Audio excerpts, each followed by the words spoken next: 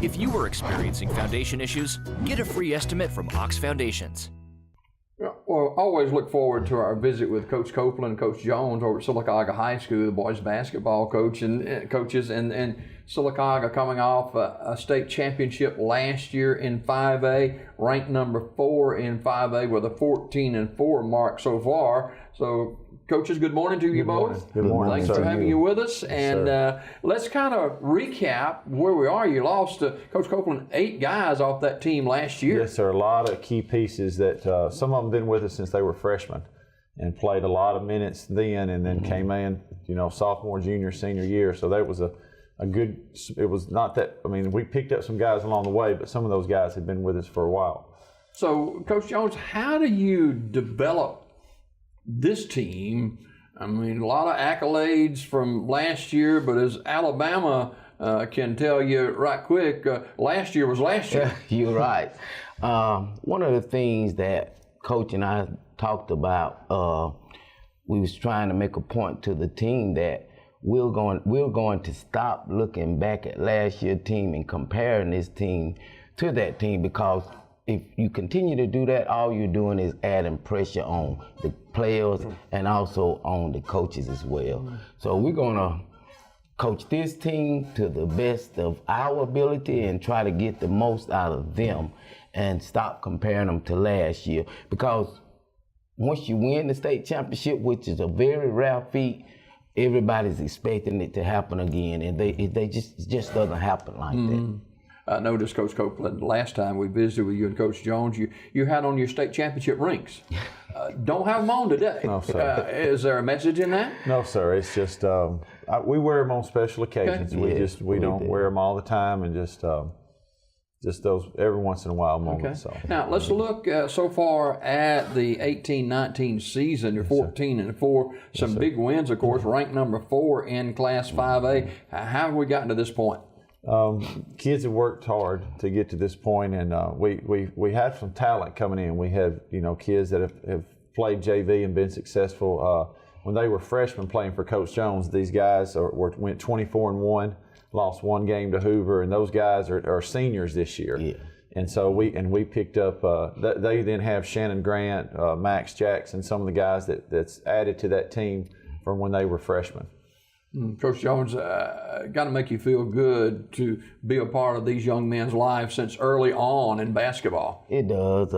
You develop a very strong relationship, a very strong bond, and more than anything, you care about those kids. You love them just like they're your own kids. And the kids, everybody wants to be loved, wants to be cared about, and when you get on them real hard, sometimes they pout a little bit, but at the end of the day, they know we care about them and we want the best for them, and they receive it very well when the day is done. This particular team, 14-4, ranked number 4 in Class 5A. You're involved in a lot of tournaments, holiday tournaments prior to 2019. Talk about some of that time that you were visiting and playing basketball in the holiday season. Well, we went to Hoover, and our first game was against Central Gwinnett, Georgia, and we won by 1 point, and I think we led that game for about 30 seconds. And we hit a 3 in the corner to put us up 1, and then we got a stop, and then the next day we lost to Gunnersville, and it was very eye-opening. It showed a lot of our mistakes because I think we got beat 58-49. Yeah. And to be honest with you, the next day we showed up and we talked about doing what you're supposed to do, and it was having to get up and leave at 7:15, and we had a 9 a.m. game, and the other team didn't show up. So we hosted the Thanksgiving tournament, Coach. Yeah. The Thanksgiving tournament, yes, sir. We hosted the Marble City Classic and beat Chelsea and Wetumpka in that game. So why do we schedule these games and tournaments like this during the holiday season? From a coach's point and a player's point, we love basketball. Yeah. And we take time to spend time with family, but basketball's getting to be a year-round thing, and it's getting to be where you don't need to take some time off, because sometimes kids would just lay up on the couch and eat a bag of Doritos or something instead of working. So we go in and we give them time to spend time with their families and rest some during the holidays. But there's a lot of good tournaments, and we want the kids exposed as our basketball team in our city of Sylacauga. Can I add to that? You can. One of the things, if history holds true, when we come back from the Big Orange Classic over at Hoover High School, our team plays better after that. Down the stretch, that tournament, for whatever reason, it's a very competitive tournament, and when we come away from that tournament, we are a better basketball team. Speaking of stretch run, you're in it right now. We are. We had a tough area game the other night against Clay Central, and then and I told our guys when we got done lifting weights the other day, I said, you've got 3 games in the next 4 days, and we have Talladega, a big rival, on Friday, and then the defending 1A state champion Sacred Heart on Saturday, and then we have Coosa Central on Tuesday, who beat us 17 points at their place, and we never were really in the game over there, and we have them at home on Tuesday. So it's just this time of year you find out who's strong, and you don't want to schedule teams that you're not going to really get a measuring stick of how good you are playing right now. Coach Jones, you'll get a good measuring stick tonight, a team that you beat earlier in the season, but perennially an outstanding basketball program. They dropped to 4A this year, but that's the Talladega Tigers. Yeah, you're right. You have to give credit to Coach Miller, even credit to his dad. I was around long enough to be on the bench with Justin Martin when we coached against his dad. That's a wild time, right? It is a long time ago. And, they've been tough as long as I can ever remember. It's Talladega, they're players. They have this thing about them that I don't think you have to coach it in them. Those kids just are tenacious, and they come to play every night, no matter where you're playing them at. So when you go up to Talladega and you beat them on their home court, that's a great feat.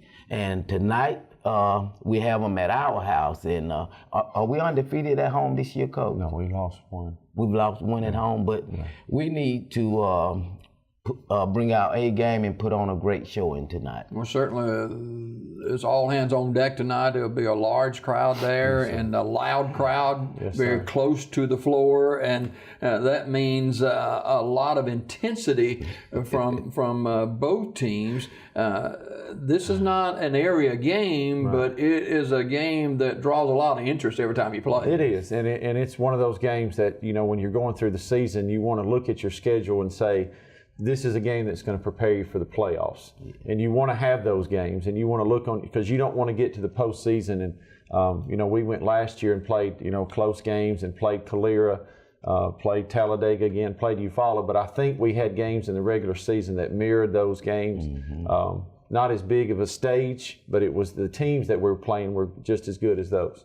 Well, not just tonight, which is not an area game, but you got some big area games coming up, and actually the region is still up for grabs a little bit. Yes, sir. We're 2-0. Clay Central's 1-1, and Munford's 0-2, and that's the 3 teams in our area, and we have both of those at home. We have Munford a week from tonight, and then we have Clay Central a week after the county tournament. Coach Jones, who are some kids that have just really, you've seen them mature right before your eyes this season?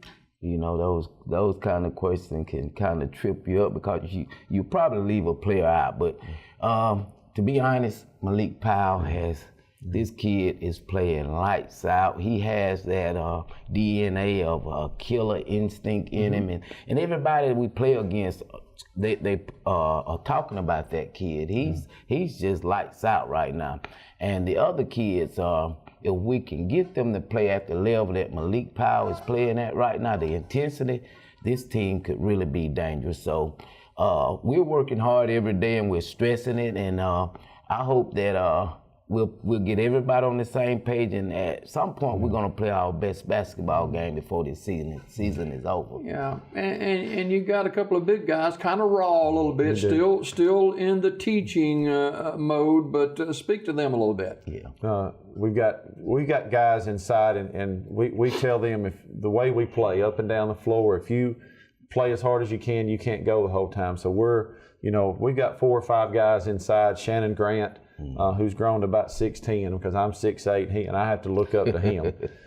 Desmond Jones, DeMarco Campbell, Caden Lunsford, Quay Taylor. Those are the guys that play that have to be a little bit more physical sometimes than the guards, but because they're inside and they're battling against sometimes guys bigger than they are. But those guys are they work and they if those guys can stay coachable and listen to us, especially when we go down the stretch, because that's the time that you're wanting to improve, because you're going toward the season when it counts at the end. You know, Shannon Grant, I hear a lot of talk about him. Yes, sir. A young man who's still learning, yes, sir. Who's still progressing, 6'10". But Coach Jones, that brings a lot to the table when you're that tall. It does.